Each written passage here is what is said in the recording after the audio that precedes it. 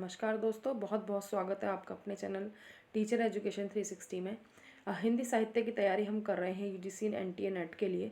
तो हम 2 mock test कर चुके हैं। आज हमारा जो है तीसरा मॉक टेस्ट है। इसमें भी 25 क्वेश्चन लिए हैं मैंने। कुछ आसान क्वेश्चन हैं, कुछ मीडियम के हैं, कुछ टफ वाले हैं। तो सारे ही हम टफ क्वेश्चंस नहीं लेंगे अभी जैसे जैसे हम धीरे धीरे आगे मॉक टेस्ट की तरफ बढ़ेंगे उसमें हम विगत वर्षों के जो प्रश्न पत्र हैं वो वाले प्रश्न भी अब हम इसमें शामिल करना शुरू करेंगे। तो आज हम अपना मॉक टेस्ट तीसरा करते हैं। मैं प्रश्न पढ़ूंगी और मैं 4 ऑप्शन जितने में बोलूंगी इतने में आपको अपना आंसर लगाना है। थोड़ा सा टाइम दूंगी आपको, और अगर आपको और टाइम चाहिए तो वैसे आप उसी टाइम में करने की कोशिश कीजिए, क्योंकि हमें अपना टाइम मैनेजमेंट भी सीखना है। नहीं तो आप पॉज करके अपना इसको वीडियो को पॉज कीजिए और अपना आंसर आप लगा लीजिए, और आप लिखिए सारे आंसर्स, और जितना आपके नंबर आते हैं, स्कोर करते हैं, उतना आप मुझे कमेंट बॉक्स में बताएंगे तो मुझे बहुत अच्छा लगेगा। तो पहला प्रश्न देखते हैं हमारा है, महावीर प्रसाद द्विवेदी ने संपादन कार्य जो है वो कब संभाला है? 1901 ईस्वी में, 1902 ईस्वी में, 1903 ईस्वी में, या इनमें से कोई नहीं। आपको बताना है कि महावीर प्रसाद द्विवेदी ने संपादन कार्य जो है कब संभाला है। तो इसमें जो हमारा आंसर है वो है हमारा तीसरा वाला ऑप्शन, 1903 ईस्वी। 1903 ईस्वी में जो है सरस्वती पत्रिका का संपादन उन्होंने शुरू किया था महावीर प्रसाद द्विवेदी ने, इसलिए संपादन कार्य इन्होंने 1903 में संभाला है। फिर है, निम्नलिखित में से किसने हिंदू नवजागरण को हिंदू जाति का जागरण माना है?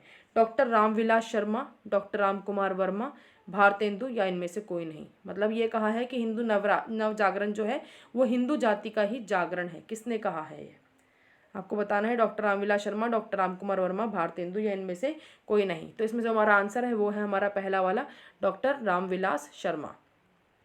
तीसरा प्रश्न देखते हैं, रचना काल के आरोही क्रम में हमें व्यवस्थित करना है। 4 ऑप्शन जो हमारे इसमें है, यशोधरा है, जय भारत है, विष्णुप्रिया है और पंचवटी है।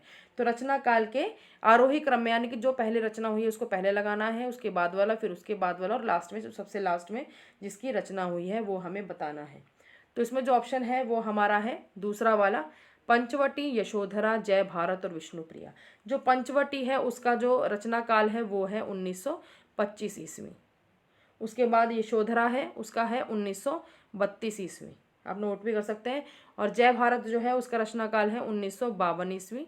उसके बाद विष्णुप्रिया जो है उसका जो रचना काल है वो है हमारा 1957 ईस्वी। तो इस तरीके से जो है तीसरे का दूसरा वाला जो आंसर है, पंचवटी, यशोधरा, जय भारत और विष्णुप्रिया सही ऑप्शन है इसका। आगे देखते हैं चौथा प्रश्न, रंग में भंग रचना के रचनाकार बताने हैं। मैथिली शरण गुप्त हैं, अयोध्या सिंह उपाध्याय हरिओध हैं, गया प्रसाद शुक्ल स्नेही हैं, या उपरोक्त में से कोई नहीं। रंग में भंग रचना जो है वो किसकी है? तो इसमें जो हमारा आंसर है वो है हमारे मैथिली शरण गुप्त, फर्स्ट वाला ऑप्शन आंसर है। अगला क्वेश्चन है पांचवा, निम्नलिखित कवियों को उनके काल क्रमानुसार आपको आरोही क्रम में व्यवस्थित करना है। अयोध्या सिंह उपाध्याय हैं, रायदेवी प्रसाद हैं और रामचरित उपाध्याय हैं। 3 हैं, इनको आगे पीछे आपको इनके काल क्रमानुसार आरोही क्रम में आपको लगाना है। देखिए कौन सा है इसमें से आंसर इसका। तो इसमें जो हमारा पहला वाला है वो आंसर सही है। अयोध्या सिंह उपाध्याय जो है उनका जो समय काल है वो भी द्विवेदी युग के हैं, रायदेवी प्रसाद भी द्विवेदी युग के हैं और रामचरित उपाध्याय भी द्विवेदी युग के हैं। अयोध्या सिंह उपाध्याय जो है उनका 1865 से लेकर 1947 तक का समय काल है। तो आपको पहला वर्ष जो स्टार्टिंग है उनका जन्म वाला पीरियड वो आपको याद रखना है। रायदेवी का जो है वो 1868 है, और जो है रामचरित उपाध्याय क्या उनका 1872। तो जन्म के वर्ष के हिसाब से जो है उनको आप उसके काल क्रमानुसार आरोही क्रम में व्यवस्थित कर सकते हैं। इस तरीके से ये तीनों हमारे ऑप्शन हो जाता है। तो इसका आंसर जो हमारा लगाएंगे वो पहला वाला लगाएंगे। अगला प्रश्न देखते हैं, कश्मीर सुषमा के रचनाकार कौन है? मुकुटधर पांडे हैं, श्रीधर पाठक हैं, जगन्नाथ दास रत्नाकर हैं, या इनमें से कोई नहीं। कश्मीर सुषमा के रचनाकार कौन है इसमें से? तो हमारा आंसर जो सही है वो है हमारा श्रीधर पाठक, सेकंड वाला आंसर है। अगला प्रश्न देखते हैं, मैकाले की प्रसिद्ध रचना जो है होरेशस का अनुवाद किसने किया है? पहला ऑप्शन है हमारा सत्यनारायण कविरत्न, दूसरा है जगन्नाथ दास रत्नाकर, तीसरा है श्रीधर पाठक, और चौथा है इनमें से कोई नहीं। किसने जो है इसका अनुवाद किया है होरेशस का? मैकाले की जो प्रसिद्ध रचना है होरेशस का अनुवाद किसने किया है? तो इसका सही आंसर है हमारा जगन्नाथ दास रत्नाकर। और जगन्नाथ दास रत्नाकर ने जो इसका अनुवाद है होरेशस का वो कौन सी भाषा में किया ये भी इंपॉर्टेंट है, उसे किया है ब्रज भाषा में अनुवाद किया है। तो ये भी आप याद रख सकते हैं। तो दूसरा वाला आंसर है इसका। 8वां प्रश्न है, जब वेदना के आधार पर स्वानुभूतिमयी अभिव्यक्ति होने लगे तब हिंदी में उसे छायावाद के नाम से अभिहित किया गया। छायावाद से संबंधित उपरोक्त जो परिभाषा दी है वो किसने दी है? पहला ऑप्शन है हमारा जयशंकर प्रसाद, दूसरा है हमारा सूर्यकांत त्रिपाठी निराला, तीसरा है दिनकर और चौथा है महादेवी वर्मा। इस तरीके से नाम भी दे सकते हैं। रामधारी सिंह दिनकर को दिनकर ही लिखा हुआ है खाली इसमें। तो आपको बताना है ये छायावाद की परिभाषा दी है ये किसने दी है? तो इसका जो आंसर है वो है हमारा पहला वाला जयशंकर प्रसाद। अगला प्रश्न है, कालक्रमानुसार इन जो रचनाएं हैं इनको भी आरोही क्रम में लगाना है। 4 रचनाएं हमें दी हुई हैं, कानन कुसुम है, करुणालय है, उर्वशी है, प्रेम पथिक है। तो चारों रचनाओं को आपको सीक्वेंस वाइज लगाना। सबसे पहले ये सोचना है आपको कि ये रचनाएं हैं किसकी। कई बार तो मिक्स रचनाएं दे देते हैं, मिला जुलाकर अलग अलग जो है कवियों की, अलग अलग लेखकों की। कई बार एक की ही सारी रचनाएं दे देते हैं, तो ये एक ही की रचनाएं हैं 9वें प्रश्न में, और ये रचनाएं हैं जयशंकर प्रसाद की। और इसमें हमारा जो सही उत्तर है वो है हमारा दूसरा वाला, उर्वशी, कानन कुसुम, प्रेम पथिक और करुणालय। उर्वशी का जो समय काल है वो है 1909। उसके बाद कानन कुसुम का जो रचना काल है वो है 1913। उसके बाद प्रेम पथिक का जो रचना काल है वो है 1914 और करुणालय का रचना काल है 1961। इस तरीके से 4 जो हैं ये हमारे सही जो है ऑप्शन सेकंड वाला है इसमें। तो सेकंड वाला आंसर रहेगा 9वें प्रश्न का। अगला देखते हैं 10वां प्रश्न, परमात्मा की छाया आत्मा में और आत्मा की छाया परमात्मा में पड़ने पर छायावाद की सृष्टि होती है। एक और परिभाषा दी है, किसका कथन है ये? डॉक्टर नागेंद्र है पहला ऑप्शन, दूसरा है डॉक्टर रामविलास शर्मा, तीसरा है आचार्य रामचंद्र शुक्ल और चौथा है डॉक्टर राम कुमार वर्मा। ये आपको बताना है किसका कथन है ये। तो परमात्मा की छाया आत्मा में और आत्मा की छाया जो है परमात्मा में पड़ने पर छायावाद की सृष्टि होती है, ये कथन है डॉक्टर राम कुमार वर्मा का। अगला है, यामा किसकी कृति है ये बताना है आपको। सुमित्रा नंदन पंत है, प्रसाद है, निराला है और महादेवी वर्मा है। ये इजी क्वेश्चन भी है कईयों के लिए, तो आप लगा चुके होंगे अभी तक। इसका आंसर है महादेवी वर्मा। यामा जो है वो महादेवी वर्मा की कृति है। फिर प्रकृति के सुकुमार कवि कहलाते हैं कौन? दिनकर है, निराला है, पंत है या इनमें से कोई नहीं। ये पूरे नाम नहीं है यहाँ पे। दिनकर का रामधारी सिंह दिनकर, निराला का सूर्यकांत त्रिपाठी निराला और पंत का सुमित्रा नंदन पंत। तो इस तरीके से तीनों आंसर ये है, चौथा है इनमें से कोई नहीं। आपको कौन सा लगता है? तो प्रकृति के जो सुकुमार कवि हैं वो कहलाते हैं सुमित्रा नंदन पंत। इनके ऊपर मैंने आपको बताया भी था कि उत्तराखंड में इनका घर है, जहाँ पे अगर ये खिड़की खोलते थे तो सामने ही पर्वत पड़ते हैं और उसको देखकर ये अपनी रचनाएं रचते थे। तो प्रकृति के सुकुमार कवि वहीं से मैंने आपको बात बताई थी जब मैंने आपको लेसन पढ़ाया था। तो अगला प्रश्न देखते हैं 13वां प्रश्न है, छायावादी काव्य की अंतिम सीमा क्या है? 1932 ईस्वी है, 1935 है, 1936 है या 1938 ईस्वी है, ये आपको बताना है। तो इसका जो सही आंसर है वो हमारा 1936 ईस्वी, जो इसकी अंतिम सीमा है। 1936 तक ये छायावाद जो है हमारा खत्म होता है। आगे देखते हैं, उसके बाद प्रगतिवाद प्रयोगवाद आ जाते हैं छायावाद के बाद। फिर है, छायावादी काव्य चतुष्टय में कौन सा एक नहीं है? चतुष्टय मतलब 4 कवियों का एक समूह है छायावादी काव्य में। मैंने आपको बताया भी था, आप किसी लेसन में जाके देख सकते हैं मेरे छायावाद वाली क्लास में। तो चतुष्टय में इनमें से कौन सा एक नहीं है? 3 तो है इनमें से, बाकी एक नहीं है। इनमें से कौन सा है? वो प्रसाद है, पंत है, निराला है या माखनलाल चतुर्वेदी है। तो इसका सही आंसर जो है वो है माखनलाल चतुर्वेदी जो है चतुष्टय में नहीं है। चतुष्टय में कौन कौन है?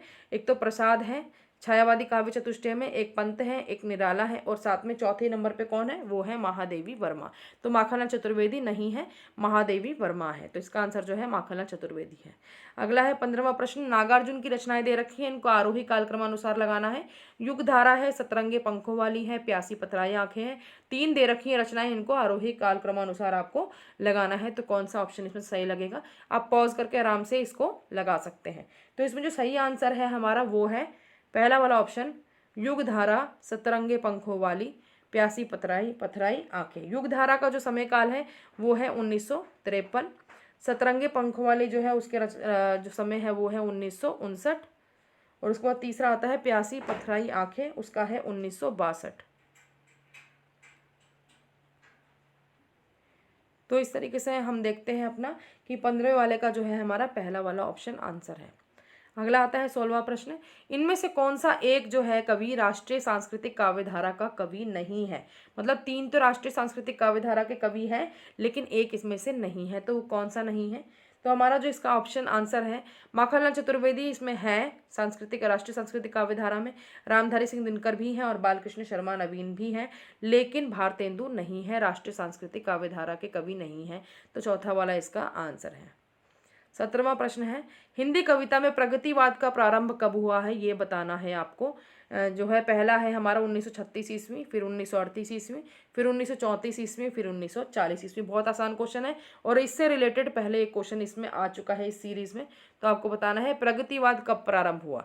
जब हमने छायावाद कब समाप्त हुआ की बात करी है जिस प्रश्न में, उसी से हमारा प्रगतिवाद भी प्रारंभ हुआ है। छायावाद जो है हमारा, अब आपको थोड़ा समझ में आ गया, छायावाद हमारा 1936 में समाप्त हुआ है, तो 1936 से ही हमारा प्रगतिवाद प्रारंभ हुआ है। तो इसका फर्स्ट वाला ऑप्शन आंसर है। 18वां प्रश्न है पंत की रचनाओं को आरोही क्रम में निर्धारित करना है हमें। 4 रचनाएं हमारी जो दी गई हैं वो है ग्रंथि है, वीणा है, गुंजन, पल्लव। तो आप इनको लगा लीजिए पॉज करके वीडियो। तो इसमें जो हमारा आंसर है वो है हमारा दूसरा वाला आंसर, यानी कि ग्रंथि, वीणा, पल्लव और गुंजन जो है आरोही क्रमानुसार है। ग्रंथि का जो समय काल है वो नोट कर लीजिए, वो है आपका 1920। फिर वीणा का समय काल है आपका 1927, पल्लव का समय काल है आपका 1928 और गुंजन का समय काल है आपका 1932। तो इस तरीके से जो हमारा सेकंड वाला ऑप्शन है वो हमारा इसमें आंसर है 18वें प्रश्न में। 19वां प्रश्न है पंत को उनकी किस कृति पर भारतीय ज्ञानपीठ पुरस्कार मिला है। लोकायतन पे, चिदम्बरा पे और गीत हंस पे या ग्राम्या पे उनको कौन से कृति पर भारतीय ज्ञानपीठ पुरस्कार मिला है। और ये पढ़ाते वक्त मैंने आपको बताया भी था, बहुत इंपॉर्टेंट है। चिदम्बरा कृति जो है उसके ऊपर उनको ज्ञानपीठ पुरस्कार मिला है। अगला प्रश्न है 20वां निम्नलिखित में से कौन सा एक प्रगतिवादी कवि नहीं है। तो बताना है आपको, नागार्जुन है इसमें, केदारनाथ अग्रवाल, रामविलास शर्मा या नरेंद्र शर्मा। इनमें से कौन जो है एक प्रगतिवादी कवि नहीं है। इसका मतलब बाकी के 3 जो है वो प्रगतिवादी कवि हैं। तो इसमें जो हमारा नागार्जुन, रामविलास शर्मा और केदारनाथ अग्रवाल तीनों ही प्रगतिवादी हैं, परंतु नरेंद्र शर्मा जो है वो प्रगतिवादी कवि नहीं है। तो 20वें का आंसर है फोर्थ वाला नरेंद्र शर्मा। 21वां प्रश्न देखते हैं दीपक नामक पत्र जो है उसका संपादन कार्य किसने किया है। नागार्जुन है, अज्ञेय है, मुक्तिबोध है या इनमें से कोई नहीं। तो दीपक नामक पत्र का आपको संपादन कार्य बताना है किसने किया है, और बहुत आसान है ये। इसका आंसर है अज्ञेय। गजानन माधव मुक्तिबोध जो है अज्ञेय, इन्होंने जो है दीपक नामक पत्र का संपादन कार्य किया है। उसके बाद अगला प्रश्न देखते हैं 22वां सूर्य का स्वागत जो रचना है उसके रचनाकार कौन है। नरेश मेहता है, भारत भूषण अग्रवाल है, दुष्यंत है या इनमें से कोई नहीं। तो सूर्य का स्वागत आपको रचना का बताना है, समय मतलब किसने रचना की है ये। तो इसका आंसर जो है वो है दुष्यंत। सूर्य का स्वागत रचना की है दुष्यंत ने। अगला प्रश्न है, ये भी हम यहाँ लगा देते हैं इसको। 23वां प्रश्न है हमारा प्रभा नामक पत्रिका का संपादन कार्य किसने किया है। माखनलाल चतुर्वेदी, धूमिल, बालकृष्ण शर्मा नवीन या अज्ञेय। प्रभा नामक पत्रिका का संपादन किसने किया है। तो इसका आंसर जो है हमारा वो है बालकृष्ण शर्मा नवीन। तीसरा वाला आंसर है इसका हमारा। फिर है उर्वशी की रचना कब हुई है। ये एक प्रश्न में पहले भी इनडायरेक्ट में मैं पूछ चुकी हूँ। 1961 ईस्वी, 1962 ईस्वी, 1963 ईस्वी, 1965 ईस्वी। हमने जो प्रश्न किया था वो हमने उसको सीक्वेंस में लगाया था। उस प्रश्न में हमने उर्वशी का रचना काल भी पढ़ा था। किसी पहले दो मॉक टेस्ट के अंदर एक प्रश्न आया था उसमें। तो उर्वशी का रचना काल आपको बताना है कौन सा है, वो है हमारा 1961 ईस्वी। पहला वाला ऑप्शन आंसर है। और लास्ट प्रश्न है निम्नलिखित में से कौन सा एक समकालीन कवि नहीं है। जब हम नई कविता के पास समकालीन कविता की तरफ आते हैं, जब साठोत्तरी कविता पढ़ते हैं तो उसमें समकालीन कविता भी आते हैं। तो इसमें समकालीन कवि कौन सा नहीं है बताना है हमें। और नहीं वाले क्वेश्चन जो है एनटीए नेट में ज़्यादा आते हैं। तो पहला प्रश्न है जो है ऑप्शन है वो रघुवीर सहाय, फिर प्रताप सहगल, अरुण कमल और धर्मवीर भारती। तो कौन सा एक जो है समकालीन कवि नहीं है। तो इसमें जो हमारा आंसर है वो है हमारा धर्मवीर भारती, क्योंकि धर्मवीर भारती जो है वो नई कविता के कवि हैं, वो समकालीन कवि नहीं है, नई कविता के कवि हैं। बाकी रघुवीर सहाय, प्रताप सहगल और अरुण कमल जो है समकालीन कवि में आपको मिल जाएंगे। तो चौथा वाला ऑप्शन जो है इसका आंसर है हमारा। तो इस तरीके से यहाँ जो है हमारे 25 प्रश्न हमारे पूरे हो जाते हैं मॉक टेस्ट 3 के। आशा करती हूँ आपको अच्छा लगा होगा और आपको थोड़ी प्रैक्टिस हुई होगी प्रश्नों की। तो आपने आंसर लगा लिए हो तो आप अपने कमेंट बॉक्स में ज़रूर मुझे बताइएगा। और हम इसी तरीके से मॉक टेस्ट करते रहेंगे। अगर आपको वीडियो पसंद आई हो तो लाइक करना बिल्कुल ना भूलें, चैनल भी सब्सक्राइब कर लीजिए, नोटिफिकेशन बेल को दबाना ना भूलें और इसी तरीके से अभ्यास करते रहिए। धन्यवाद।